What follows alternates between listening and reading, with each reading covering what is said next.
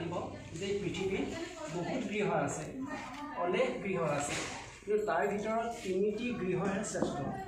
প্ৰথমটি হৈছে জন্মগৃহ, য'ত আমি জগত শ্ৰেষ্ঠ পিতা মাতাক লগ পাওঁ, আৰু দ্বিতীয়টি হৈছে ধৰ্মগৃহ, য'ত আমি কল্পনাৰ মাধ্যমেৰে ভগৱানৰ সান্নিধ্য বিচাৰি পাওঁ, আৰু তৃতীয়টি হৈছে বিদ্যাগৃহ, য'ত আমি প্ৰকৃত ভগৱানক লগ পাওঁ, আৰু সেই প্ৰকৃত ভগৱানেই হৈছে শিক্ষাৰ গুৰু আৰু গুৰুবীসকল।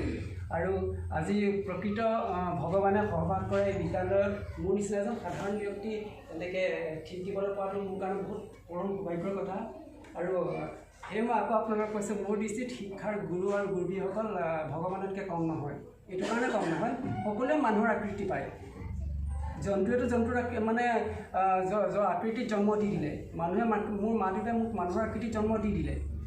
আকৃতিটো ল'লেই নহ'বতো, প্ৰকৃতিগতভাৱে আমি মানুহ হ'ব পাৰিবলৈ হ'লে সেই প্ৰকৃতিগতভাৱে মানুহ কোনে বনায়? আপোনালোকৰ নিচিনা শিক্ষাৰ গুৰু আৰু গুৰুবীসকলেই বনায়। আপোনালোকে যদি কেতিয়া শিক্ষা প্ৰদান নকৰিলেন, কোনেও হয়তো কথা ক'বলৈ নিশিকিলেহেঁতেন, সভ্য নহ'লহেঁতেন। কিছুমান অসভ্য আছে, সেইটো আপোনালোকৰ মই নাজানো। যিবিলাক সভ্য হৈছে সেইবিলাক চব আপোনালোকৰ সৃষ্টি।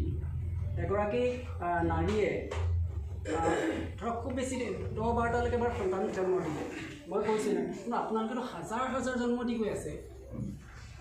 আপোনালোক মোৰ দৃষ্টিত ভগৱান নহয়, কোন হয়?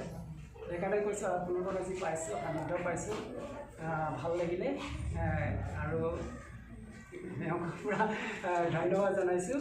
আৰু হ'ব একো নাই।